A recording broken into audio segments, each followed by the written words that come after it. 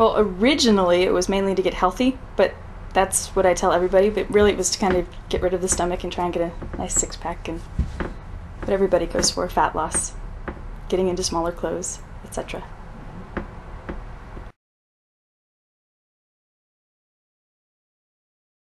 I've lost 18 pounds, and I think that was, we decided that was 18 pounds of fat, was it? When we did the measurements and everything? It was more than that, it was probably like 20 pounds of fat and gained muscle on top of it. But anyway, I've lost 18 pounds in the little digital reader, which is really important.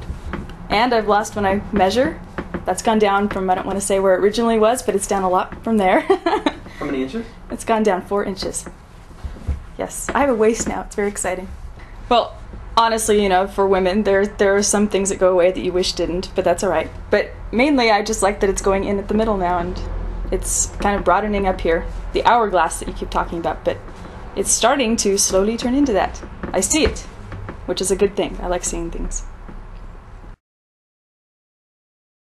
Energy, I have a lot more energy. A lot. My skin's clearing up, which is a good thing. My hair is actually growing faster, which is more expensive when you get haircuts, but other than that, that's good. Productivity, I'm more productive. I can stay up later, but I know you're supposed to get 8 hours of sleep, but I can stay up later if I need to.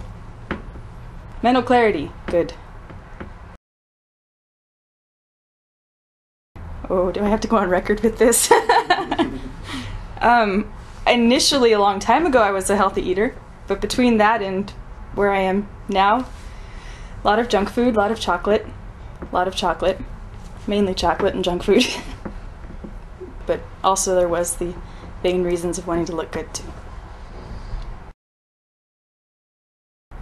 Well, I've learned that it's not as scary as I thought it was going to be. When I looked at everything that you said to give up, I almost had a heart attack, because chocolate, if you remember, I was a chocoholic, and I said there's no way I can give my chocolate up, but you taught me that it has to do, my cravings for the chocolate have to do with how much of the carbs I'm eating, and actually it wasn't that difficult to switch to eating healthy. I mean, there are days, once in a while, where the craving just kicks in, but I can fight through it because of the consistency thing.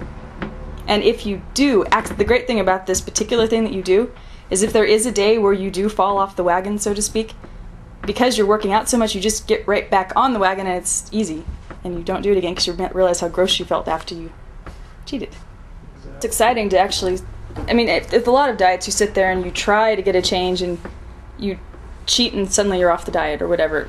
And I keep saying that just because that's what's happened in the past. I'll go on something and I'll cheat. Or I'll try doing sit-ups for a week and then there's really nobody there to notice that you're not doing sit-ups anymore. And when it's just you, there can be a problem with integrity, it's true. But your self-integrity anyway. But when there's somebody, when there's a trainer who's sitting there watching and seeing your progress, I mean, you're going to notice if I come in and I haven't eaten right. In fact, I think you have once, but yeah. I had never heard what you had told me before about the fistful of this and fistful of this and how they all work together. I'd never heard that before. And once I read everything that you gave me to read, I think that with that, I probably could have accomplished something. I mean, it's better to have you there saying, do this, do this, do this. But yes, I definitely could have accomplished something with just the reading because I'd never read any of that before. Everybody else goes into all these details about this fat cell or this metabolism cell, and it kind of goes in one ear and out the other. But with the stuff that you have, I mean, it says, this is what you eat, this is what you eat, this is what you eat. Here's your grocery list. Go eat. And never be hungry again. Some days I like it more than others. I like that you track the results. I like that I can see that I'm getting stronger. Because sometimes it doesn't feel like it, but you're like, no, you're lifting more this time, or you're pushing more. When we first went to the gym the very first time, I was so self-conscious looking around at what everybody else could do, and I wouldn't have worn tight anything for the life of me, but I don't know, it kind of evolved, I guess, with my body evolving. I'm going towards not being self-conscious. I mean, it happens every now and then when I'm at the bench press and I'm only pushing the little bar up or something, and the guy behind me is doing one of those huge things that's probably the size of me. Yeah, the self-consciousness comes back then, but only for a little bit. The first two that pop into my head was getting myself up to do cardio every morning. That was the hardest, but once you got into the habit of it, my body actually started waking me up, and I was up anyway, so I couldn't talk myself out of it, unless it was raining, but then I got a machine for inside the house, so I couldn't talk myself out of it. And, let's see, probably the eating every 3 hours. That I've never been on a diet where I had to eat even when I wasn't hungry, so it was very confusing. I've never been hungry on this, which is a good thing.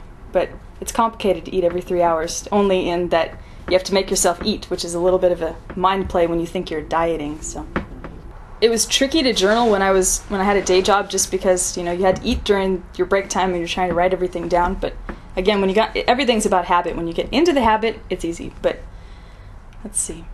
I liked seeing what I ate, because if I wanted to cheat, I knew I had to write it down, and that eventually either you'd see it or I'd see it. Whichever was worse, I don't know. But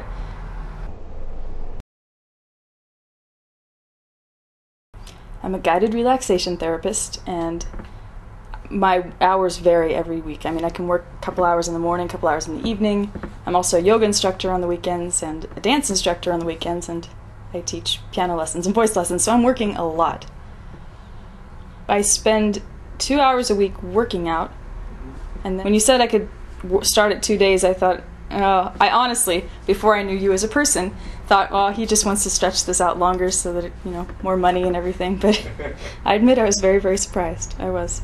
And then probably 4 hours a week driving, just with traffic. It's a lot less without traffic, but I'd be willing to drive more than that if I had to. Well, it was a lifestyle choice, so it wasn't something that I have to maintain. It's part of my lifestyle now. It's what I do. I mean, anybody who wants to do it can do it. I mean, especially if I do, with all the hours I work every week. I mean, if I can do it, anybody can do it. Everybody notices. My family, when I just went home to see them, I hadn't told them about everything really, and they just looked at me and went, "Oh my gosh, what happened to you?" Yes. Thank you for noticing. I admit, it's a good feeling.